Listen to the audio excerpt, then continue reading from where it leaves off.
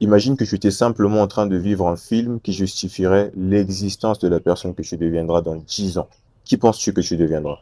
Là, ça te fait beaucoup plus réfléchir que si je te demandais directement qui est-ce que tu penses que tu vas devenir. Parce que penser comme l'acteur du film de ta vie remet l'entière responsabilité au scénario que tu décides de t'attribuer et qui est les actions que tu poses au quotidien. Maintenant que tu veux une vie exceptionnelle est une chose, mais la construire en est une autre. Parce que l'erreur que beaucoup de gens font, c'est de décorréler l'action au résultat.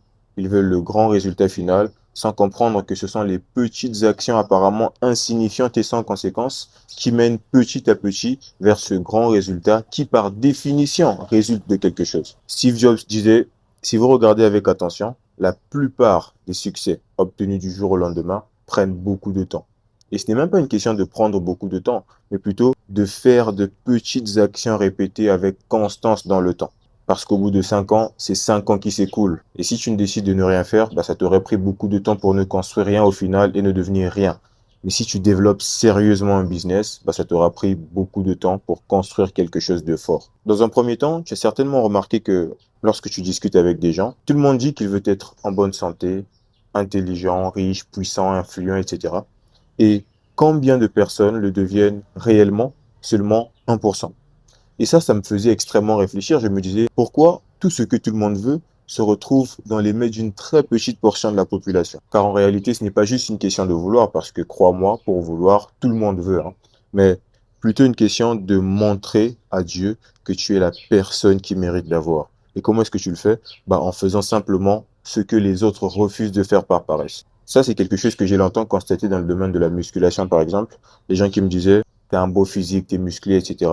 Et qui eux-mêmes ne le sont pas et qui n'essaient même pas de le devenir. Je me disais, c'est quoi l'intérêt d'apprécier une qualité chez les autres, qu'on sait être ce qu'on veut aussi, qu'on peut tout de même aussi développer, mais qu'on ne fait juste rien pour. C'est-à-dire, genre, je veux quelque chose, mais je préfère regarder et voir les autres l'obtenir, comme ça je dirais que j'aime bien. Tu vois, enfin, quel beau métier. Et très généralement, la phrase qui suit et qui constitue le premier réflexe d'un esprit paresseux, c'est quand je serai prêt, je vais m'y mettre aussi. L'illusion du moment parfait. Il y a une expérience de psychologie qui a été menée par Dan Ariely sur la procrastination des étudiants. En fait, il a demandé à 3 groupes d'étudiants de rendre 3 devoirs pendant le semestre, mais il a créé 3 situations différentes. Le premier groupe n'avait aucune deadline, c'est-à-dire que les étudiants pouvaient rendre le devoir quand ils le voulaient, mais juste avant la fin du semestre.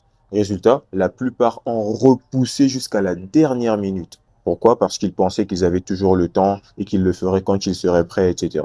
Le deuxième groupe avait des deadlines imposées par le professeur à l'avance. Résultat, les étudiants ont travaillé très régulièrement et ont obtenu les meilleurs résultats. Et le troisième groupe avait des deadlines choisis par les étudiants, c'est-à-dire que eux-mêmes pouvaient se fixer leur propre date limite, mais une fois qu'elles étaient choisies, il fallait les respecter impérativement. Résultat, ce troisième groupe a travaillé mieux que le groupe sans deadline, mais moins bien que celui avec deadline imposé. Ce que cette expérience montre, c'est que la procrastination ne vient pas seulement de la paresse. Elle vient surtout de 2 illusions psychologiques. Un, l'illusion du temps. Je le ferai plus tard. 2, l'illusion de la préparation. Je commencerai quand je serai prêt. Et rapport à la loi de Parkinson, plus une tâche semble être ouverte dans le temps, et plus on la repousse. Et imagine ce qui se passe au moment de passer à l'action, bah tu repousses encore le moment. Je me rappelle qu'à une époque de ma vie, je me sentais paralysé, désorienté. J'avais l'impression de ne pas savoir ce que je faisais, et donc je ne faisais rien. Jour après jour, semaine après semaine. J'ai commencé à enchaîner les mauvaises habitudes, les mauvaises décisions, les mauvaises routines. J'avais vraiment l'impression de ne pas savoir ce qu'il fallait que je devienne, du coup je faisais rien pour le devenir. Mais quelques temps plus tard, j'avais compris ce qui me paralysait. C'était le manque de clarté. J'étais tellement plongé dans un brouillard mental, ce qui m'empêchait en fait d'attribuer du sens à ce que je pouvais faire. Et c'est le cas de 99% des gens. Lorsque tu penses être paresseux, très généralement, tu manques simplement de clarté. Tu n'as juste pas la certitude que les actions que tu peux être en train de poser aujourd'hui vont très exactement te mener vers la personne que tu as envie de devenir. Donc la première étape, c'est toujours de chercher plus de clarté. Et comment tu le fais? C'est en identifiant premièrement ton avatar de vie. C'est-à-dire définir très exactement le toi idéal. Qu'est-ce que tu fais dans la vie? À quoi est-ce que tu ressembles physiquement? Quel est ton niveau d'abondance financière? Tu vis dans quelle maison? C'est quoi le lifestyle de tes rêves en gros? Parce que la plupart du temps, on vit par procuration. On fait X ou Y chose parce qu'un tel veut et on vit en subissant la vie au travers les choix d'autres personnes. Bah moi, dans ma vie, j'ai décidé de faire le contraire, hein. Je me construis sur mesure une vie extrêmement stylée en rapport avec ma propre définition de la réussite. Et bah, l'objectif de cette chaîne, c'est simplement de transmettre cette vision, celle de créer des hommes libres et responsables. Et donc, une fois que tu as défini ton avatar de vie, il faut maintenant que tu trouves une source d'inspiration, quelqu'un qui a déjà ce que toi tu aimerais avoir. En fait, ça va te permettre de matérialiser dans ta réalité le fait que oui, c'est possible. Et tu devras surtout prendre des conseils de cette personne, en faire un mentor si tu veux. Alors, si tu peux directement être en contact avec elle, bah, c'est l'idéal. Mais encore une fois, ce n'est pas tant ça le problème. Lorsque j'ai commencé à me concentrer sur l'acquisition de compétences et ma croissance personnelle, je n'avais personne dans mon environnement immédiat qui pouvait m'inspirer en tant que tel. Et je n'ai jamais fait de ça un grand problème. Je me suis donc penché sur les livres et la consommation du contenu de quelqu'un qui m'inspirait profondément. Et ce, pendant plus de 6 mois non-stop. Cela m'a permis d'avoir plus de clarté, de beaucoup mieux identifier mon avatar de vie, et plus intéressant encore d'avoir quelqu'un qui a les résultats que j'aimerais obtenir, me dire très exactement comment y arriver, avec et étant la preuve tangible et visible du fait que c'est possible. C'est ce que moi j'appelle encadrer son ambition, parce que moi j'estime que tout le monde a de l'ambition, c'est humain. Certains ont juste appris à la réduire au maximum pour éviter d'échouer, simplement parce qu'ils n'ont pas de sources d'inspiration qui leur montrent l'univers du possible et le cheminement requis, d'où l'intérêt du mentorat sous quelque forme que ce soit. Alors, après avoir trouvé quelqu'un qui t'inspire et t'oriente, les résultats ne vont pas te tomber dessus. L'erreur, c'est de croire que bien s'entourer suffit à obtenir des résultats, ce qui est complètement faux parce que tu peux passer tout le temps avec Elon Musk, bah si tu ne fais rien, les résultats ne vont pas te tomber dessus, les résultats ne vont pas tomber du ciel. Voilà pourquoi, après avoir trouvé un mentor, tu dois te forcer à obtenir des résultats. Et ce, constamment. Chose qui ne peut se faire que dans le passage à l'action. Et tu dois enlever toutes les excuses de type j'attends d'être suffisamment prêt. Il n'y a pas de moment parfait. Le moment parfait, c'est quand tu décides d'agir. Et si tu n'agis pas, il n'y aura jamais de moment parfait. Et s'il y a bien une chose que je déteste, c'est ça. Il y a quelques mois de cela déjà, il y a un proche qui m'avait contacté pour me demander conseil au sujet du sport, etc. Il avait besoin de motivation et de plans d'action concrets. Du coup, j'ai proposé de le voir. On a échangé et je lui ai expliqué certaines choses et même donné un programme sur mesure avec lequel il pouvait commencer. Il était donc question qu'il commence le lendemain. Une semaine après, je le rappelle, alors frérot, ça avance?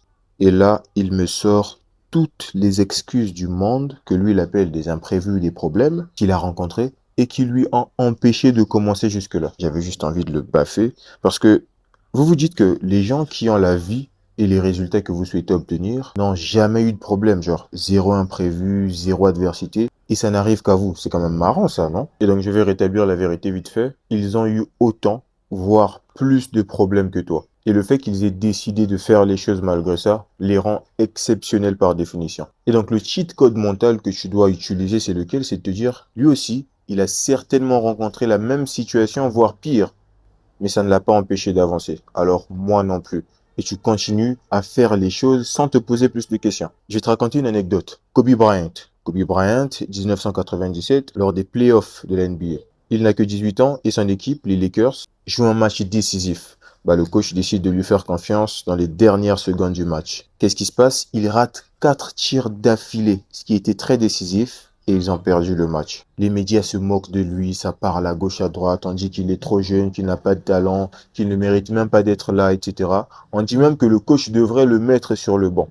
Vous imaginez un peu comment est-ce que ça peut frustrer un joueur, mais ce qui est incroyable, c'est que cette humiliation ne l'a pas découragé. Au contraire, ça a été un carburant pour lui. Cette même nuit-là, il a décidé de ne plus jamais être celui qui se laisse paralyser par les avis négatifs des gens.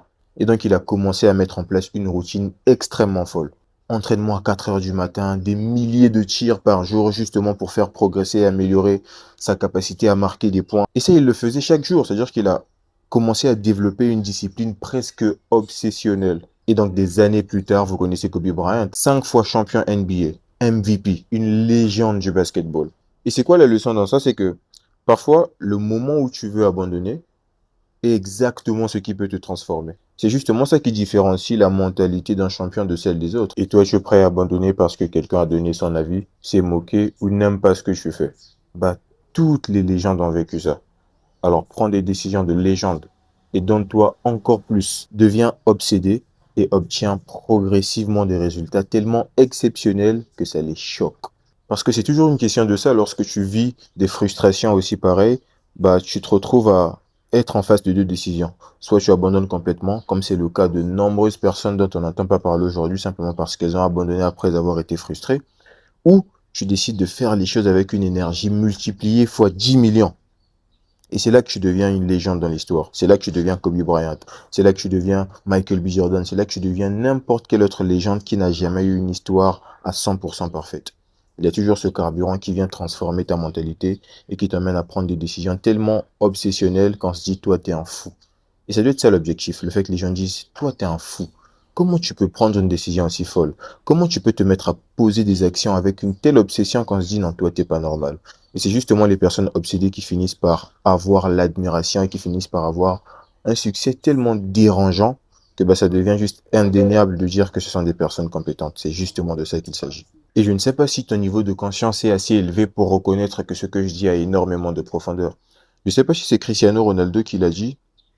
Il y a une citation où je pense, une vidéo de motivation qui circulait dans ce sens. Je pense que c'est Cristiano Ronaldo. Ça disait, Why to be normal when you can be the best? Ce qui veut dire en français, pourquoi vouloir être normal quand tu peux être le meilleur? C'est très puissant. Parce que qu'est-ce qui se passe? Je l'ai dit dans l'une de mes vidéos précédentes, quand tu es normal, tu es banal. Ce qui est normal, c'est la majorité. Ce qui est normal, c'est la routine. Ce qui est normal, c'est le séculier. Ce qui est normal, c'est l'ordinaire. Et on crée une majorité pour la mettre à l'écart. La plupart des hommes ne sont pas beaux, ne sont pas intelligents, ne sont pas riches, ne sont pas musclés. Et cette plupart des hommes qui constituent justement 99% des hommes sont mis à l'écart. Ils n'ont pas des résultats exceptionnels dans la vie. Et l'élite, qui est le top 1%, a un format optimisé de toutes les métriques que j'ai citées. C'est justement de ça qu'il s'agit. Et pour devenir cette élite, il faut que tu penses comme quelqu'un qui veut être le meilleur, simplement. Et la société va t'embrouiller en essayant de te distraire. Ne te mets pas trop de pression. La vie, c'est pas toujours vouloir être le meilleur. Moi, je vais te dire la vérité, on est en compétition, frérot.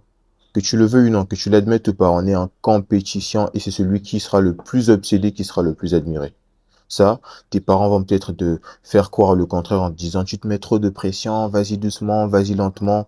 Il y a des gens de ton âge qui ont extrêmement des résultats de fou. Et ce n'est même pas une question d'être pressé dans la vie de quoi que ce soit. C'est juste une question de décider de prendre les meilleures décisions très tôt. C'est justement de ça qu'il s'agit. Donc, on est en compétition et on va brûler, mon gars. Donc, soit un vrai homme, soit une vraie femme, si tu me suis. Bon, généralement, ce sont des hommes qui me suivent sur ma chaîne. Soit un vrai homme et décide de prendre des décisions dures, des décisions qui te mènent à poser des actions quotidiennes qui te font rapidement avancer vers la personne que tu veux devenir. Parce que le temps, c'est l'une des variables qui ne fait jamais de retour en arrière. Le temps va toujours vers l'avant. C'est l'un des courants qui est unissance. Et donc, une fois que tu le perds, bah, tu ne le rattrapes plus jamais. Quoi de mieux que de poser les meilleures actions dans ta vie aujourd'hui pour garantir des résultats futurs extraordinaires. Je voulais faire une vidéo très courte aujourd'hui, simplement pour te montrer que si tu es paresseux et que tu regardes cette vidéo, tu n'es pas juste paresseux comme ça, tu vois. C'est beaucoup plus une question de clarté. Tu ne sais pas exactement ce que tu veux devenir. Et aussi, tu n'es pas très bien entouré. Ce qui fait en sorte que tu n'as pas de modèle d'inspiration, quelqu'un qui peut te montrer que ce que tu veux obtenir dans la vie, c'est très exactement possible et quel est le cheminement requis. Et aussi, tu ne passes pas assez à l'action. Bon, étant donné que c'est un maillon, qu'est-ce que je veux dire? Étant donné que le dernier élément est un maillon de la chaîne, donc tout est relié, il faut que tu saches exactement ce que tu veux, que tu trouves quelqu'un qui t'inspire, qui a les résultats que tu vas obtenir et qui te dit comment faire, et dernièrement, faire ce qu'il te demande de faire. Et parfois, on est biaisé, on se limite mentalement, on se dit que une certaine catégorie de vie n'est pas accessible. Une certaine catégorie de vie est juste impossible à vivre. Ceux qui disent, par exemple, tu ne peux pas tout obtenir dans la vie, il faut se contenter, il faut chercher l'équilibre, des choses de ce genre, alors que de l'autre côté, il y a des gens qui vivent une vie extrêmement stylée avec tous les résultats optimisés dans toutes les métriques. Mais nous, on pense que c'est impossible simplement parce qu'on n'est pas en contact, parce qu'on ne cherche pas les informations, parce qu'on n'a pas des sources d'inspiration qui peuvent nous donner cette certitude-là que les résultats sont possibles à obtenir. Affine encore ta clarté. Et l'une des astuces pour améliorer ta clarté, ce que je conseille, c'est d'écrire. Écris, écris, écris la personne que tu es. En parallèle, écris la personne que tu veux devenir. Écris les résultats que tu as aujourd'hui. Écris les résultats que tu aimerais obtenir dans peu de temps ou dans quelques années si tu veux. Écris, écris, écris. Plus tu écris, plus tu es clair dans ta vision parce que écrire, c'est figurativement projeter ce que tu penses sur un bout de papier ou sur un écran si tu écris sur PC, etc. Et voilà, c'est ce que je voulais partager avec toi aujourd'hui. On se dit à la prochaine. Passe une bonne journée, frérot.